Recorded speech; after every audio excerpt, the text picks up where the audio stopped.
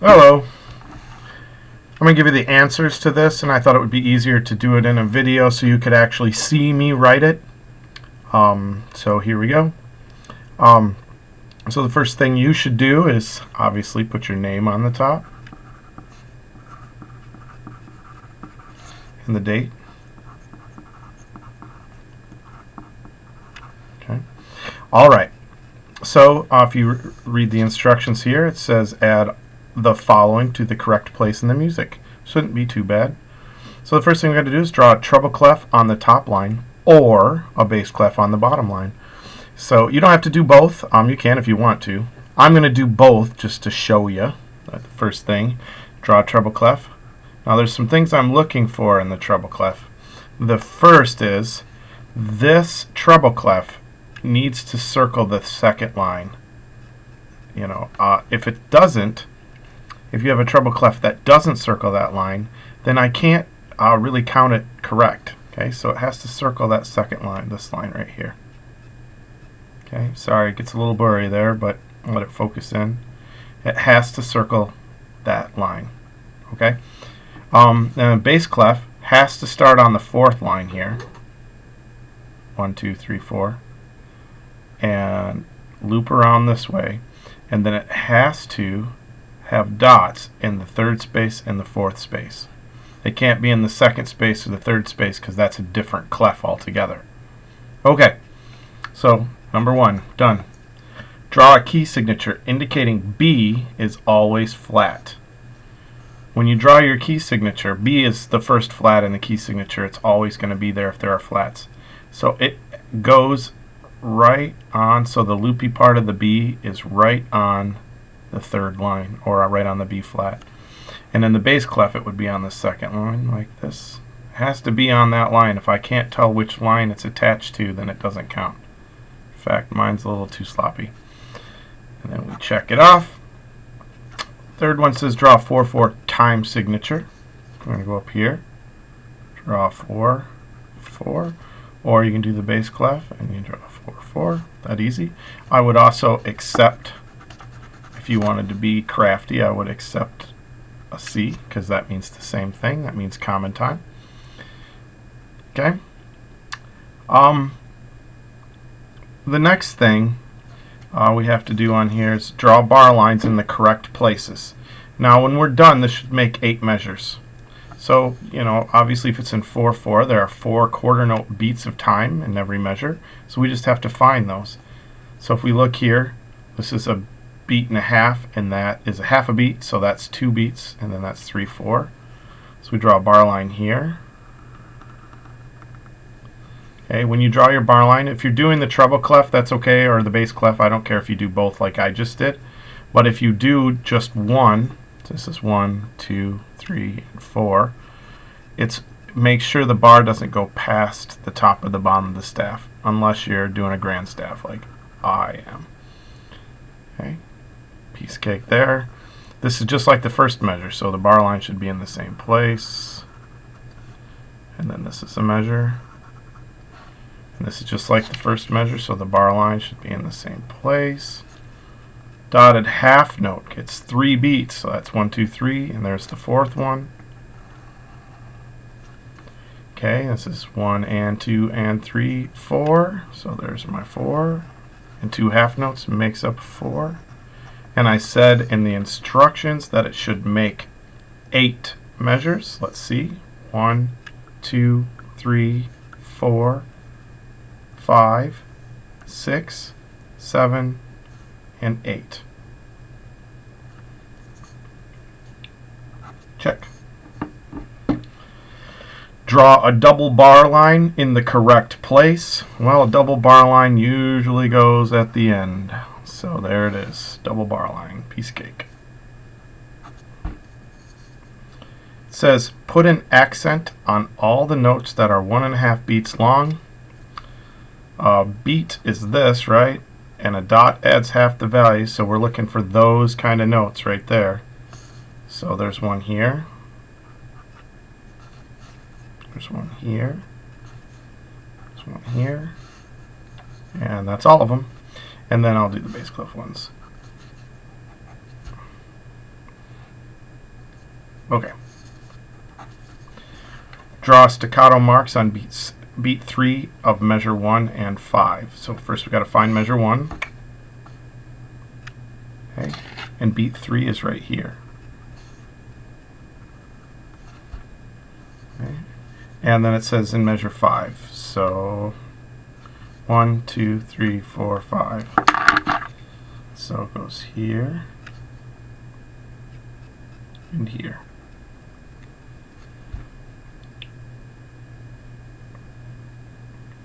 Okay. Check. Signify to gradually get louder in measure 4. 1, 2, 3, 4. Gradually get louder. I'm going to follow these notes up with a crescendo. Okay, and draw one for the bass clef too, just because I'm doing both, but you only have to do one. Done. Signify to start the passage loud and gradually soften to a little more than piano by measure 2. I'm looking for 3 symbols. Alright, so it says start the passage loud. So that would be a forte. Okay, and it says gradually get softer, so we're going to measure 2. That would be a diminuendo. And it says a little bit more than soft. So we would think like medium soft. Okay. There you go. Check. The next one says draw a breath mark after the dotted half note. Oh, there's only one dotted half note, so we're going to draw a breath mark. If you can imagine where the dotted half would end, it would end way over here. So it would be wrong to put it right here. And if you look at it, it looks weird anyway. Alright, I should have used a darker pencil. There we go. Okay. Write a tempo marking that tells the performer that the passage is fast. Well, there's a couple. Let me move this seat up. There's a couple that you could do for that, but probably the most common that we've talked about is simply allegro. But you could put presto. Presto. You could do presto. So, if you didn't even know, you could have wrote lively or quick. I would have taken any of those, but allegro would be the best answer probably. Okay. Draw a tenuto mark. Oh, and that said, that tempo marking should go right there. It shouldn't be anywhere else. It shouldn't be over here or down here. It has to be up there by the top over the first part of the staff. Okay, draw a tenuto mark on every beat 4 quarter note. So we're looking for quarter notes on beat 4, and a tenuto is literally the opposite of staccato. So if a staccato is a short dot, tenuto is a long line. So there's the first beat 4. Here's another beat 4. Here is another beat 4. And here's a tricky one here. See, the stem goes up. That means the two-note mark actually goes under the note. So you wouldn't make the two-note mark through the note. That would be confusing. Okay. Write in the pitch names under measure 5. Okay, so measure 5 is right here. And simply write me the pitch names. So this is an A, this is a G, this is an F, this is an E. And they're octaves, so they're the same notes for bass clef. A, G, F, and E.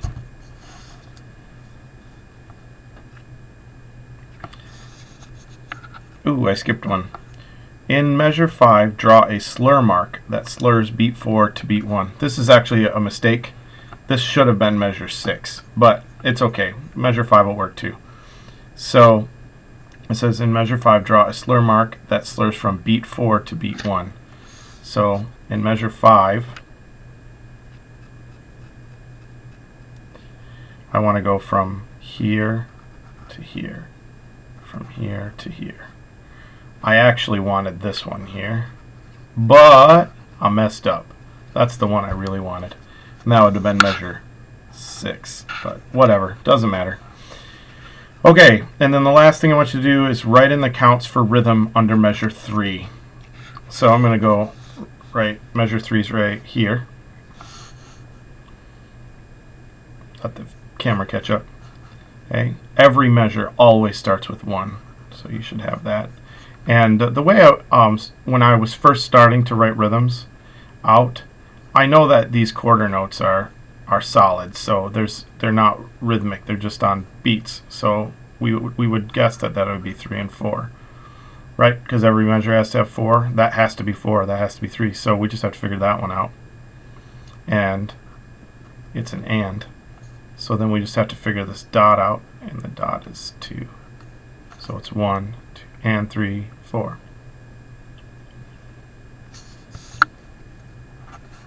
Okay. So on the exam, you should probably know like how to count a rhythm that looks like this. So that would be 1 E and, or a rhythm that looks like this. That would be 1 and because if these are eighth notes, then the notes in between would make the 16th notes. So we know that this is 1 and this is and, because those two are the eighth notes in the rhythm, and then the notes in between would be the E and the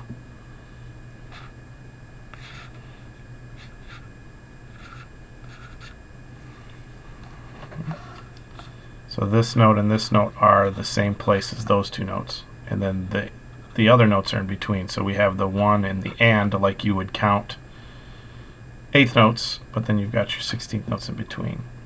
I think there's actually a rhythm that looks like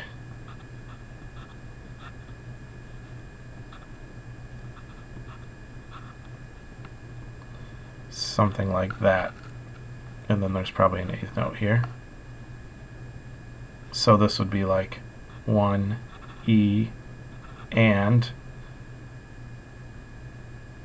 oops, I should do, instead of I should do an and this would be beat 3 right here, or beat 2, and then this would be and. So that's 1 E and. Okay, there you go. If you felt pretty comfortable on that, then I think you'll be fine on this test. Okay, then on the other side, you should review these terms and sort of get to know them better. Okay, so starting at the top here, allargando is in almost every piece that we're playing, so I would definitely look that up, but I'm looking for words like very grand. This is called cantabile,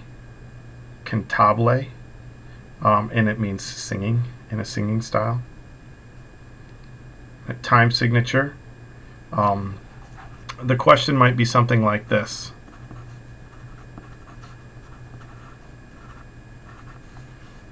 Which one of these time signatures signifies that the eighth note is the beat? And so what I'd be looking for is this one signifies the eighth note is the beat because it has an 8 on the bottom. Okay, and then I might ask which one of these key signatures signifies that there are 4 beats in a measure. And you would say this one because the top number says there's 4 beats in a measure. So literally this says there's 4 quarter note beats. And this one says there's 3 quarter note beats. And this one says there's 7 eighth note beats. And this one says there's 2 half note beats.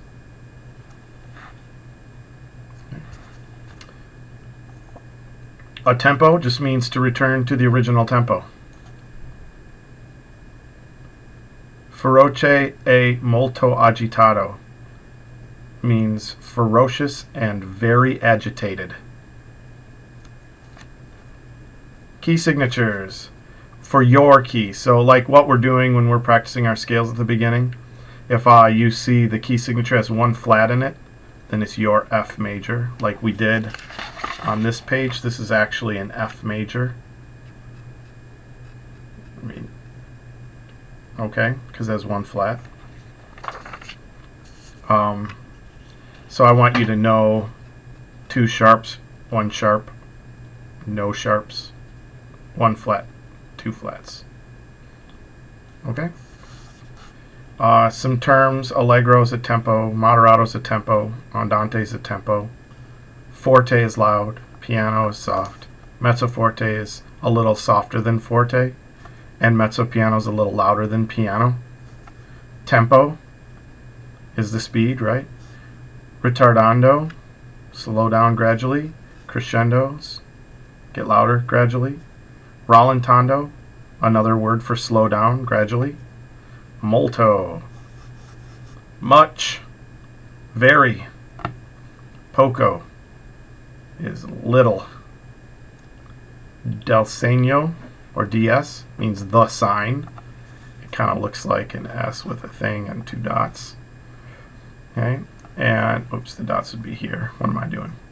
Okay, and then DC, or da capo, means the beginning. Fine means the end, and coda means the ending. So like the ending part of the song. So very grand singing style.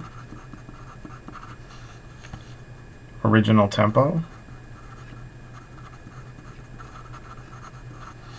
Ferocious and very agitated, etc. The rest of them I think you're good on.